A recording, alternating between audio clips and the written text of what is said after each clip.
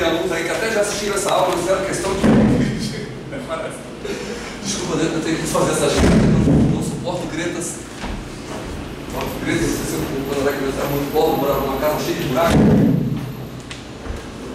Gravíssimos, com festas.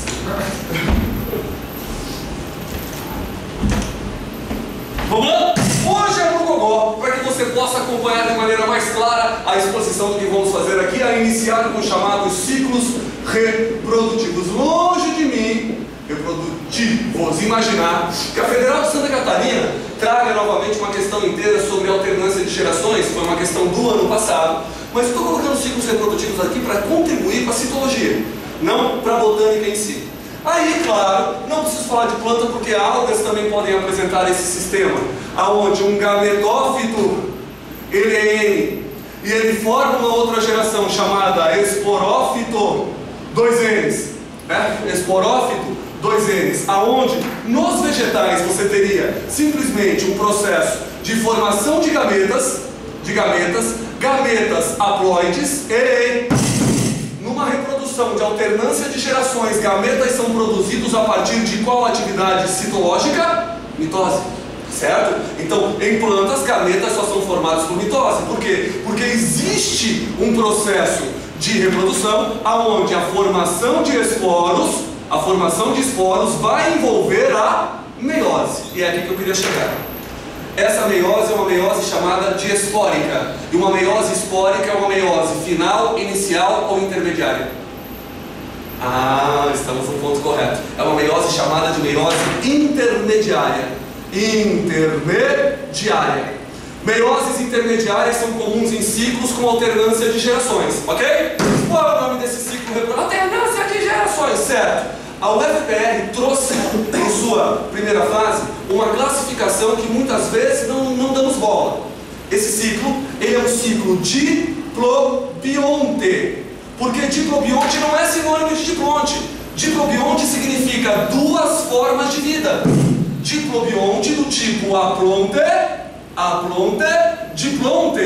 diplonte. Duas formas de vida, que é a alternância de gerações, uma haploide, a outra diploide, certo?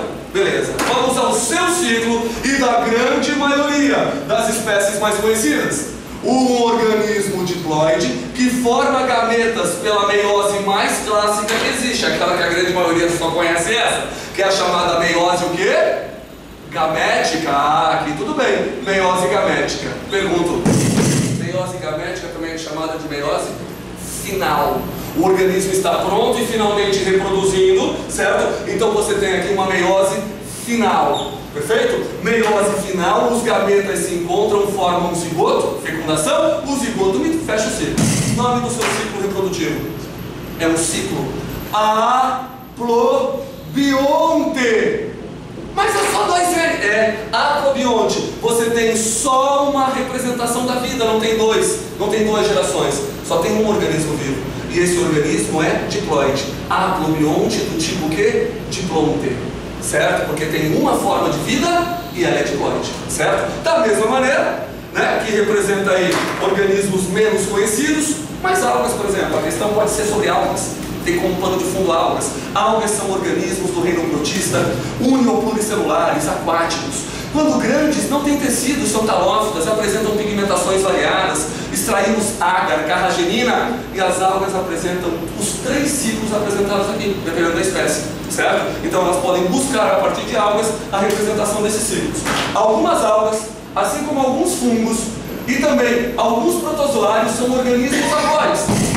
Formam gametas N. Opa! Aqui de novo. Eu estou verificando uma produção de gametas a partir de mitoses. Esses gametas, na realidade, eles se fecundam, originando um zigoto. Ei, posso fechar o ciclo? Claro que não, porque os organismos são haploides. Esse zigoto, ele entra em meiose 1, aí reducional, meiose 2, né, equacional para o número de cromossomos, e agora eu tenho 4 organismos vivos. O nome dessa meiose? Meiose zigótica. Uma meiose zigótica zigótica é justamente aquela que permite a formação dos zigotos, né, funcionais para originar, iniciar uma nova vida. Iniciar!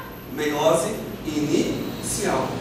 Certo? Então são aspectos que podem vir como um pano de fundo planta ou algas, mas é ciclo reprodutivo que eu queria trazer para vocês hoje. Joia? Beleza. Outra coisa importante que temos que verificar é uma atenção especial à reprodução das reprodução das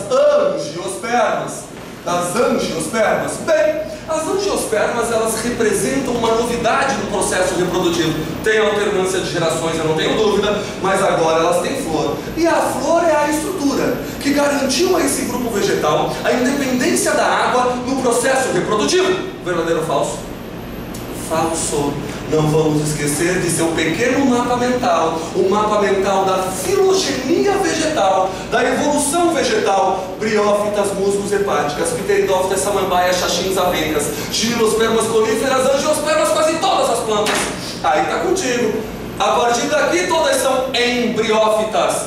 A partir daqui todas são vasculares e cormófitas. Tem tecidos e órgãos verdadeiros. A partir daqui elas são sifonógamas. Opa, a independência da água vem com esse tal de sifão. A independência da água vem com esse tal de grão de pólen, que forma tubo polínico, também chamado de sifão. Então a independência da água vem aqui. E a flor, ela só vem aqui. Então não é a flor que tornou as plantas independentes da água, certo? Foi a estrutura do pólen que gimnospermas já tinham. Também a formação de semente. Se tem pólen, já forma semente. E a dupla FF, flor e fruto. Então a flor, ela favoreceu o que, afinal de contas?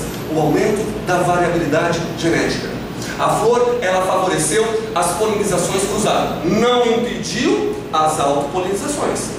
Aliás, ela tentou, né? Porque tem flor que tem heteroestilia, lembra? Que é diferente, diferença anatômica ou heteroestilia. Tem flor que apresenta ergogamia. Tem flor que apresenta dicogamia, que é ou protogenia, lembra? Primeiro fêmea, ou protandria, primeiro macho, certo? Formas de evitar a autopolinização.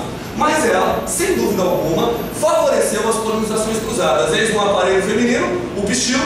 O pistilo apresenta uma região de ovário. Esse ovário é a região que hipertrofia para a formação de um pericarpo. Professor, não seria de um fruto? Então, pericarpo é sinônimo de fruto verdadeiro, certo? Já maçãs, peras, abacaxis, morangos, cajus, eles são formados pelos pedúnculos receptáculos, certo? Então você tem um pericarpo, um fruto verdadeiro. Dentro deste ovário, você vai encontrar um ou mais sacos embrionários. Sacos embrionários representam o gametófito. Claro! Todas as plantas têm alternância de gerações. Então as angiospermas, elas têm o quê? Um gametófito feminino, que é o saco embrionário. Esse saco embrionário detém um conjunto de células, oosferas e núcleos polares. Aí o aparelho reprodutor masculino, o androceu, formado por um conjunto de estames aí. E lá na ponta desse estame, você tem a presença das anteras. As anteras produtoras dos grãos de pólen. E o que está favorecido aqui? Sobretudo a zoofilia. O que é zoofilia? Animais participando da reprodução de plantas, não de humanos elementais, né? Da reprodução de plantas, certo? Zoofilia. Claro que nem toda flor favorece a participação de animais, né? Tem flores que são medonhas, tipo aquele cabelo do milho, continua sendo uma anemofilia. Aliás, gimnosperma pinheiro já tem polinização? Tem. E a zoofilia pela gralha azul? Não. A gralha azul, ela contribui com a zoocoria, uma expressão voltada para a dispersão de sementes. E no caso das angiospermas, posso citar frutos também, né, que carregam essas sementes. As gimnospermas, elas têm uma anemofilia. Que isso, anemo? Vento, filia, pólen. Transporte de pólen, certo? Então não confunda filia com coria. Filia é toda vez que se transporta pólen. Coria, o animal pegava a semente e coria o máximo que dava. É a dispersão de sementes. Dispersão de sementes. Ok? Beleza. Sabemos que o pólen, ele chega até aqui com núcleos reprodutivos gaméticos. Ocorre a formação do tubo polínico, para a fecundação interna, mas a parte que mais me importa agora é a descrição dessa situação. Ocorre uma primeira fecundação. Essa primeira fecundação envolve um núcleo gamético espermático masculino, mais a oosfera feminina. Sim, porque o óvulo, que é uma estrutura maior que contém essas células no interior do saco embrionário, ele não é o gameta é a oosfera. E temos uma segunda fecundação. Professor, porque todo mundo que tem semente, né, tem duas fecundações. Não, temos 4 exclusividades das angiospermas: o fruto, a flor, a dupla fecundação, que vai gerar um núcleo gamético masculino se une a 2 núcleos polares femininos, vai gerar uma semente. Dupla fecundação para formar uma semente. Uma das fecundações envolve a área meristemática inicial dessa semente, as células embrionárias, o embrião diploide. O embrião diploide, lembrando, quem é diploide tem 2 genes, tem 2 genomas, ok? Você tem 2 genomas, um conjunto gênico da mãe e um conjunto gênico do pai. O zangão tem um genoma só, esse embrião tem 2 genomas. E quando você tem esse tipo de fecundação, não gera vida, mas gera um tecido nutritivo conhecido como endosperma, albumen, certo? E consequentemente, 3 genes, certo? Quais são as 4 exclusividades das angiospermas? Flor, fruto, dupla fecundação e endosperma triploide. Ok? Eu sonho com a questão que dirá o seguinte: marque no cartão resposta o número de células femininas necessárias para constituir 30 sementes no interior de uma melancia. Porque estamos olhando agora, já estamos com dificuldade. Imagina quem não tiver esse toque. Qual é a resposta no cartão? Pessoal, entenda, são 5 células para uma semente, 3 femininas e 2 masculinas. 30 sementes no interior de uma melancia, 90 células femininas. Certo? 90 células femininas para fora. Ok? É 3 para 1. No interior de uma laranja existiam 10 sementes. Quantas células masculinas foram utilizadas para a formação dessas sementes? 20, porque cada semente envolve 2 células masculinas. Certo? E é isso que a gente tem que ter em mente. Imagina, questão aberta sensacional. Relatório da UFSC, índice de acerto 0,00000, menos 1. Porque justamente quando se fala em dupla fecundação não se leva em consideração essa descrição, que ela é muito importante. Olha outra forma de cobrar esse assunto. Imagina que a planta-mãe, que é um esporófito, porque os angiospermas lá, a partir de Samambaia, o esporófito é mais desenvolvido, a planta-mãe seja azão. E a planta-pai, originalmente, seja azinho. Qual é o genoma do embrião? O genótipo do embrião? Azinho. Azinho do pai, azão da mãe. Qual é o genótipo do endosperma? Azinho, ok? Porque na verdade são 2 genomas femininos e um genoma masculino. Certo? Sensacional essa forma de apresentação também, ok? São dados importantes que a gente falou ao longo do ano, mas que se perde diante de tantas informações, trazendo agora parece ficar até mais vívido. Beleza? Posto isso, gostaria de mergulhar numa outra temática, que é a temática fisiológica da transpiração vegetal. Vamos lá, transpiração vegetal. Transpiração, perda de água sob a forma de vapor. Do jeito que nós tratamos esse assunto, parece que a transpiração é sempre uma desgraça para a planta. Mas ela é importante para a planta. Não fosse a transpiração na maioria dos vegetais, não teríamos a circulação de matéria inorgânica de seiva bruta. Não fosse a transpiração, sequer teríamos a absorção de novos nutrientes. E tão importante quanto absorver água é absorver as moléculas minerais como nitratos, fósforos, potássios, certo? Então é necessário um processo contínuo. O processo contínuo de absorção e circulação de seiva bruta tem muito a ver com a taxa de transpiração. Além disso, eu posso citar esse assunto dentro do ciclo da água. Lembrando, a água evapora, condensa e precipita. Isso é o ciclo curto da água, verdadeiro ou falso? Verdadeiro, esse é o ciclo curto. O ciclo ou circuito longo da água não envolve apenas atmosfera, certo? Atmosfera ou litosfera. Envolve também o que? A biosfera, certo? O ciclo longo envolve a água sendo utilizada pelos seres vivos, seja na fotossíntese, quando a água é quebrada pela energia luminosa para montar açúcar, seja quando no seu sangue a água se associa ao CO2 para formar o ácido carbônico no transporte do dióxido, certo? Seja quando a água é formada no final do processo de respiração. Cuidado, a água em seu ciclo passa por transformações físicas e químicas, não apenas físicas, mas químicas também, são reações químicas onde ela está envolvida, ok? Beleza? Então a transpiração é a evapotranspiração. A transpiração vegetal faz parte do ciclo longo da água, porque envolve seres vivos, certo? Envolve a biosfera, certo?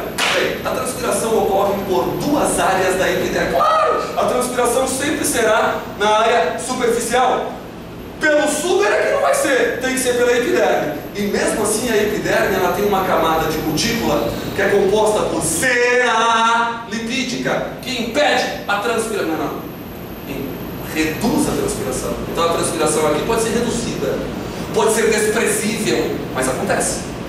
O que eu posso afirmar é que impede a dissecação da planta, o ressecamento da planta, certo? Mas a cera ela reduz a perda d'água, certo? E boa parte da transpiração ocorre, na verdade, a maior parte, através dos estômagos. Os estômagos também são anexos da epiderme, que tem como grande objetivo a captação de carbono inorgânico para compor açúcar no processo fotossintético, sobretudo fase escura da fotossíntese. O problema é que até você, quando está fazendo sexo, não, trocas gasosas, perde água para o ambiente. E o estômago também, ele vai perder água sob a forma de vapor. Então é aquele negócio, abrir ou não abrir, né? Aí você tem uma dinâmica que eu trago novamente para você. Considerando o dia, existem 3 grupos de plantas a serem classificadas. Plantas que ficam com seus estômatos completamente abertos, plantas que ficam com seus estômatos tá contigo, aberto, fechado, semicerrado, e planta que chega ao cúmulo de manter os estômatos fechados, com medo de morrer desidratada, ok? Diz você para mim, plantas que mantêm os estômatos completamente abertos durante o dia serão plantas do grupo das umbrófitas ou heliófitas. Plantas umbrófilas ou umbrófitas. Por quê? Estão em ambiente com alto índice de pluviosidade, sombra, umbrella, ela, a Amazônia, a Mata Atlântica, tropical, subtropical, elas não temem a desidratação, porque chove bastante, o solo está sempre úmido, certo? E elas estão expostas a temperaturas amenas, entre 20 e 25 graus na média, certo? Às vezes até um pouco mais baixo que isso. Digo para você que justamente essas plantas serão chamadas de C3. Plantas C3. Plantas que na verdade captam muito CO2, trabalham em temperaturas amenas, mas elas são pouco produtivas, que elas têm um problema bioquímico. Esse problema bioquímico é a fotorrespiração. A fotorrespiração é aquele problema que desvia recursos da fotossíntese, que atrapalha a produção de açúcar. Então, as plantas C3 não são muito produtivas por causa da fotorrespiração.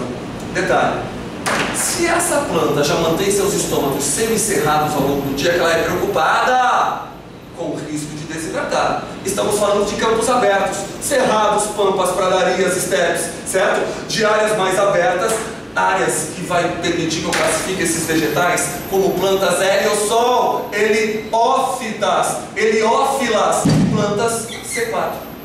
Plantas C4 são plantas que produzem tetroses, a bioquímica não chega a ser a parte mais importante, mas afirmo para você que elas são muito mais produtivas. É claro, quem suporta maior intensidade luminosa deve estar preparada para suportar também uma elevação das temperaturas, que geralmente ocorre em conjunto. Plantas C4 são muito produtivas, mas elas pegam menos CO2, mas são muito produtivas, porque elas se livraram do fator conhecido como fotorrespiração, certo? Detalhe, a maioria das espécies no planeta são plantas C3 ou C4. Ei, aonde está a maior biodiversidade do planeta? Em campos ou florestas? Florestas, né, pessoal? A maioria das espécies são C3, claro. A maioria das espécies são C3. Agora, as plantas C4, elas são muito úteis na produtividade agrícola. Por exemplo, são exemplos de C4 cana e milho. Dá-lhe açúcar, né? aqui da cana? É açúcar refinado. São os derivados do açúcar ali, né, associados aos tipos diferentes de sacarose. A cana-de-açúcar é fermentada para a cachaça, para o álcool combustível. E o milho também tem essa visão, sobretudo nos Estados Unidos, o etanol a partir do milho. Plantas que mantêm seus estômagos fechados durante o dia. Bem, cactáceas, cruzeriáceas, ou também chamadas simplesmente de xerófitas. As xerófitas são plantas CAN. Plantas CAN captam CO2 de noite, conservam esse CO2 em meio ácido para utilizar no dia seguinte, quando tiver luz. Mas de dia ela não abre os estômagos, senão ela morre desidratada. Aí, eu acho engraçado, alguns saem da prova no primeiro dia, me encontram no domingo, professor, já ter vergonha de estar aqui. Não ganhou nada de botânica ontem, né? Te prepara, porque o terceiro dia então vai ter uma questão inteira valendo 2,5 pontos, e eles adoram. Só que os pretos foram envolvidos ao redor de uma folha. Mesmo assim verificou-se a formação de amido. Mas como? Se não estava ocorrendo... É que o amido é um processo de polimerização. O açúcar, ele é formado a partir do açúcar que já existia, né? Segundo a descrição denunciada, ok? Então por isso pode... Uma planta colocada sobre uma campânula. Nossa, a galera morreu, porque você não sabia nem que era campânula. Campânula é o quê? É quando uma planta, na verdade, é colocada naquela situação da rosa, da bela e a fera, né? E verificou-se ao longo do tempo que o índice, que a taxa de transpiração foi diminuindo. Razões lógicas. A umidade do ar foi aumentando, e aumentando a umidade do ar, caiu a taxa de transpiração, pois corpos não ocupam o mesmo lugar no espaço, certo? Então, são valores associados aí a questões que podem aparecer. Sobre esse tema, a UFSC faria assim, ó, vamos pôr no gráfico, vamos pôr no gráfico, taxa fotossintética. Essa taxa fotossintética também pode ser substituída por consumo de CO2, que é a fotossíntese, liberação de oxigênio, que é a fotossíntese, produção de matéria orgânica, que é a fotossíntese. 10 graus, 50 graus. Identifique para mim, por favor, planta 1, planta 2, planta 3. Planta 1 é uma planta CAN. Só consegue ser fotossintética em baixas temperaturas, que é quando o estômago pode abrir de noite nas áreas áridas. Planta verdinha, plantas C3, habituadas a temperaturas mais amenas em áreas umbrófitas, certo? Se a temperatura se eleva demais, os estômagos já tendem a fechar. Gráfico 3, plantas C4. É claro que também não é um infinito, olha aqui o biólogo fazendo gráfico é uma desgraça, né? Mas ela tende a ser mais produtiva em temperaturas mais elevadas, tudo bem? Justamente habituada em ambientes abertos e ensolarados. Questão sensacional, certo? Ainda posso acrescentar, certo? Uma seguinte experiência. Duas plantas A e B foram mantidas com estômagos abertos no seu grau de semelhança, ou seja, o mesmo diâmetro de abertura do ostíolo. No entanto, uma transpirou mais que a outra. Foram exercícios físicos? Não. Então, pera, a transpiração ela também varia não só de acordo com o funcionamento dos estômagos, mas pelas condições ambientais. Diz para mim, 3 fatores que influenciam a transpiração, são os mesmos que influenciam o lençol secando no varal. É temperatura, a planta A deve estar exposta a temperaturas mais elevadas. Umidade relativa do ar, o Puchalski diz, ontem a umidade relativa do ar ficou em torno de 68%, hoje é 74%. Quando que a transpiração tende a ser maior? Ontem, porque o ar estava mais seco, a umidade relativa mais baixa.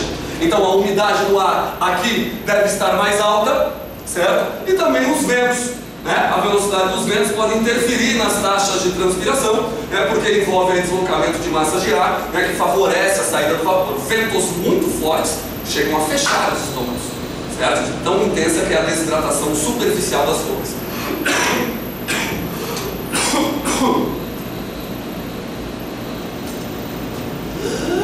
Dodói! Bora! Sonho com outra questão. Numa região de mata, foi observado um orvalho muito estranho. Ele só acontecia nas plantas de menor porte e ainda por cima. as gotas de água estavam depositadas apenas nas áreas mais periféricas. Epa, isso não vale. Isso não vale. Orvalho é um fenômeno climático que formaria gotinhas de água na superfície de todas as folhas daquela mesma área. Não importa o tamanho da planta, não seria só na área mais periférica. Esse orvalho muito estranho é quando a água está saindo da planta na sua forma líquida, por estruturas que se organizam, estruturas secretoras que se organizam nas áreas mais periféricas da folha. O fenômeno em si é a perda de água na forma líquida. Um fenômeno denominado gutação, que a UFSC também gosta de chamar de sudação. Cara, isso aqui pode ser uma questão de 01 a 64 ou uma discursiva com 5 itens, certo? O fenômeno observado, portanto, é o orvalho. Justifique sua resposta, não é gutação ou sudação, né? Que é a perda de água líquida sob certas condições onde a planta está exposta. Letra B, que condições são essas? Certo? Em que estrutura ocorre primeiro? Está ocorrendo por estruturas denominadas hidatódios. Já vi em alguns vestibulares do Paraná a expressão é estômago aquífero, certo? Mas hidatódio seria a melhor colocação. Beleza? Bem, a gutação só ocorre quando a transpiração está prejudicada. Então, tudo que desfavorece a transpiração favorece a gutação. Vamos lá?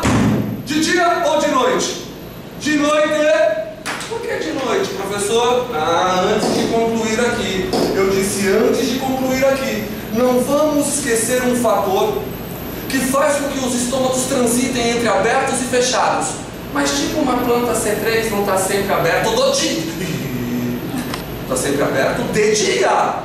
Não quer dizer que não feche em algum momento, certo? Como é que é a experiência na Federal de Santa Catarina? Olha o estômago lacrado. Olha o hostil querendo se abrir. Olha o estômago arreganhado. Pergunto para vós um ser. De cima para baixo, as células guarda estão sofrendo plasmólise ou deplasmólise? Sim, porque a questão do estômago pode ser só um plano de fundo para transportes através da membrana, certo?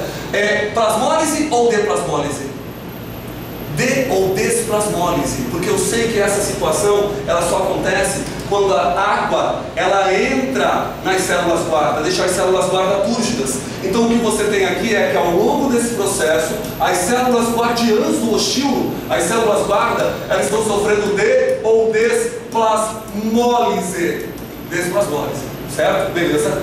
Então, na sequência, digo para você, a água, ela não é assim, vou para onde me manda. Ela só vai onde há maior concentração, certo? Então, como é que a água está sendo direcionada para o interior das células guarda?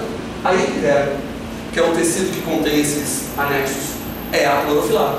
Mas os estômagos apresentam cloroplastos que fazem fotossíntese. A luz, por isso que eu pergunto, está amanhecendo? Sim, preciso da luz. A luz, ela atua na fase clara da fotossíntese produzindo ATP. Normalmente esse ATP seria usado apenas para a fase escura. Mas esse ATP acaba sendo aproveitado para gerar uma bomba, portanto, bomba, transporte ativo, uma bomba de... Não te empolga que não é de sódio, porque bomba de sódio e potássio você verifica nos impulsos nervosos, né? Aliás, aproveitando e colocando a deixa, uma bomba de sódio e potássio. A célula expulsa qual íon? Na bomba de sódio e potássio, o neurônio mantém-se em potencial de repouso, né? Ou seja, gastando ATP, porque ele expulsa qual íon? Por ódio, a célula expulsa o sódio. É o sódio que sai da célula. Porque uma célula dessa quer ser feliz. Ela quer ser feliz. Então, a bomba de sódio e potássio, ela inclui a saída do sódio e a entrada do potássio. Quando eu falo só em bomba de potássio, é a entrada do potássio. Então na verdade, eu consigo fazer uma bomba de potássio gastando ATP e deixo as células guarda com alta pressão osmótica. Então você tem um fluxo de água. Ou seja, você pode jogar um oceano no solo, tudo bem? De água. Se na realidade você não tiver a presença da luz, os estômagos não abrirão, ok? Porque precisa justamente desse direcionamento. Portanto, de baixo para cima. cima. Anoiteceu. Anoiteceu. Você não tem luz, se não tem luz não tem ATP suficiente, se não tem ATP suficiente ocorre a difusão do potássio, o potássio ele equilibra suas concentrações e claro que a água também extravasa, certo? Ou seja, com pouca luz, pouco potássio, a água também não se mantém no interior das células guarda. Aqui sim, você diz que as células guarda, as células guardiãs do estímulo, né, para as trocas gasosas, entrada de CO2, as células guarda, elas estão sofrendo plasmólise. Então, gente, é claro que essas figuras podem não aparecer, mas o texto sim. Uma célula guarda ao sofrer plasmólise garantirá a abertura do... Não! Ao sofrer plasmólise, ela vai promover o fechamento do estímulo, o fechamento do estômago, certo? E claro, tem um outro fator importante que fecha o estômago, que está aqui na sigla ABA, que é o ácido abscíssico. Quando falta água, meu amigo, pode ter 2 sóis lá fora. Pode bombar potássio, se faltar água, vai fechar o estômago, que o ácido abscíssico ele vai atuar. E também, em concentrações muito elevadas de CO2, você também teria esse fechamento. Fala, senhorita. Vamos lá? Deplasmólise é justamente a entrada de água na célula vegetal. É quando a célula guarda, então, está túrgida. A abertura do estômago combina com células guarda túrgidas, certo? Que entra água. Para entrar água, o potássio direciona essa água, certo? E aí, então aqui as células guarda estão murchando, ok? Beleza. Professor, e por que você começou a explicar isso aí? Por que a glutação é um fenômeno mais comum de noite? Porque de noite os estômagos tendem a estar o quê? Fechados, salvo as plantas cana, que tem uma dinâmica diferente, né? Mas a maioria das espécies tem os estômagos fechados. Aí, pergunto para você, a glutação aconteceu porque as temperaturas, na sua opinião, estavam altas ou baixas? A temperatura do ambiente estava alta ou baixa? Temperatura baixa. Se a temperatura estivesse alta, você teria mais transpiração. A umidade relativa do ar, estava alta ou baixa? Alta. Tudo que atrapalha a transpiração. O solo também estava saturado de água. Então é comum essas ocorrências em ambientes alagados, certo? Saturado de água, ou em ambientes com fortes chuvas. Bem, outra coisa que eu posso perguntar é dizer o seguinte: essa água que está sendo eliminada nas folhas é proveniente do solo, então consiste com a condução de seiva bruta. Aplica-se nesse sistema a teoria ou hipótese de Dickson? Não, tem nada a ver. Na verdade, Dickson, que a gente vai recomendar daqui a pouco, ele indica um processo de transpiração. Tem nada a ver com transpiração. Aqui é o seguinte: é tanta solução, é tanta água, certo? Presente no solo, que uma molécula de água empurra outra molécula de água, que empurra outra, que empurra outra, que empurra outra, que empurra... elas estão se empurrando toda a vida. Sim, num fenômeno conhecido como pressão positiva a partir da raiz ou pressão positiva da raiz. Certo? Tudo bem? Então tá aí. A bem da verdade é que alguns exercícios da UFSC até cortam uma folha aqui e colocam aqui um cânulo e dizem: olha, a água continua saindo, mostrando que a folha não tem participação direta nenhuma nesse tipo de ascensão. E finalmente a letra E dessa questão de função. A pressão positiva da raiz pode indicar como a seiva bruta ascende em todos os tipos de... Não, o próprio enunciado diz que era um orvalho apenas de plantas menores. Porque essa coluna líquida, ela tem um limite para ascender. Então, a glutação, além de toda a ideia de negar a transpiração, ser o inverso da transpiração, porque a transpiração não estaria acontecendo, de novo só vai ocorrer em estruturas vegetais de pequeno porte. Falando em pequeno porte, me lembro de pequeno porte, e falando de pequeno porte, posso recordar que certas experiências revelam que se você depositar um líquido colorido num determinado recipiente, meter aqui um pedúnculo floral e pétalas, você teria, né, na realidade, uma condução e uma distinção dessas pétalas. Estou mostrando então, não precisava nem ser colorido, na verdade as pétalas se mantêm túrgidas, né, por causa dessa circulação também de seiva bruta através do xilema. Diz para mim, pressão positiva a partir da raiz, coisa nenhuma, nem raiz tem essa jossa. A transpiração pode estar envolvida, depende do enunciado, mas geralmente não. Qual é o fenômeno que explica a ascensão do líquido nessa situação? Aula do ano. Era um lenço no café e mostrava o café se aderindo a esse lenço. Qual era o nome desse fenômeno? Capilaridade. A capilaridade, ela também tem uma relação,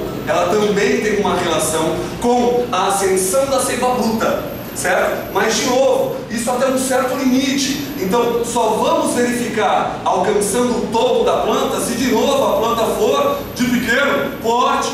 A estrutura vegetal foi de pequeno porte. Então a capilaridade é um auxiliar da ascensão da seiva bruta, mas ela sozinha também não explica o fenômeno. No final das contas, a hipótese mais aceita,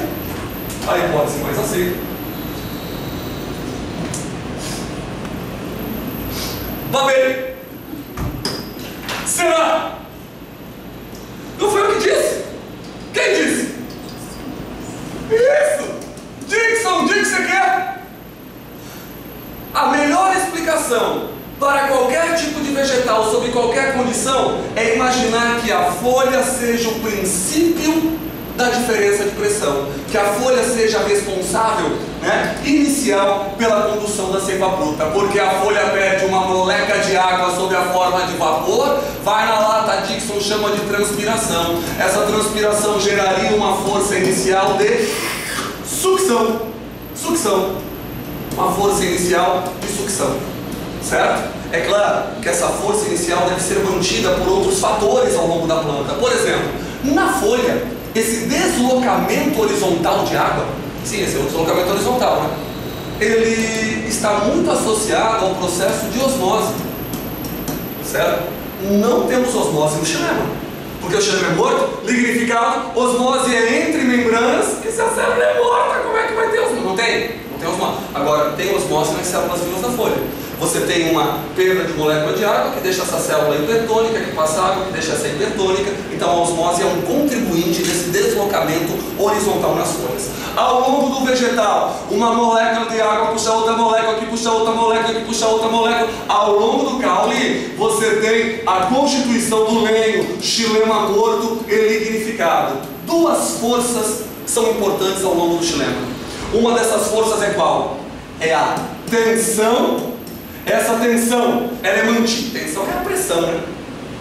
Diz o físico. Mas o sistema de sucção nas plantas seria uma espécie de bomba de vácuo. E uma bomba de vácuo limitaria a ascensão até 10 metros. O físico, a água aqui não está se deslocando em canos de PVC. A água aqui está se deslocando em microtubos que se encontram aos milhões. Traqueias e traqueídeos, que genericamente eu brinco que são traques, certo? Traqueias e traqueídeos, mortas e lignificadas, muito estreitas. Por serem muito estreitas, elas na verdade vão permitir uma manutenção da tensão, da pressão ao longo desse sistema, certo? Sem contar que nós estamos falando de um conjunto de células vivas que tem um parênquima lenhoso que pode também aderir grandes volumes de água na parte viva desse sistema, certo? Bem, ainda também temos as forças de coesão. Forças de coesão ao longo do xilema de maneira tosca. Vou demonstrar que essas forças de coesão são uma relação entre as pontes de hidrogênio das moléculas de água, certo? E finalmente teremos na raiz um processo, de absorção. A absorção,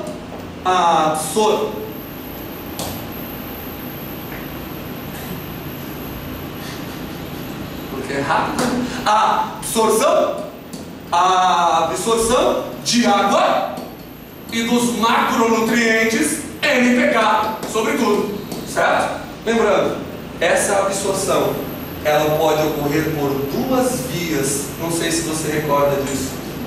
Uma via intracelular, que envolve difusão e osmose, e uma via intercelular, que é por entre as células, certo? Até que essa solução alcance o xilema e tenha uma ascensão. Olha que os alunos não gostam de aceitar. Quando os estômagos estão fechados, a taxa de absorção na planta é pequena. tudo a ver, gente. Lembra da relação direta, ó. Transpiração, condução, absorção. Tem relação direta esses três fenômenos, tudo bem? Certo? Bem, pessoal, longe de mim querer trazer nesse único encontro 31 assuntos que tivemos ao longo do ano. Mas uma pequena recapitulação, vimos que semana passada falamos de tecidos vegetais, histologia.